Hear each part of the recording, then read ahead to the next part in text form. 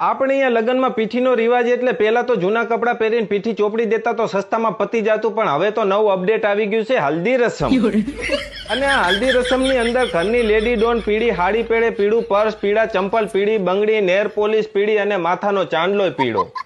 પોતે તો પીળી થાય પણ ચુનુ મુનુને પીળા કપડાં પહેરાવે, ચુનુ મુનુના પપ્પાને પીળા કપડાં પહેરાવે. અને ઈ તો બચારો ફૂલી ગયેલા ફાંદા વાળો ચુનુ મુનુનો પપ્પો લાગે કેવો પાકી ગયેલા પપૈયા જેવો.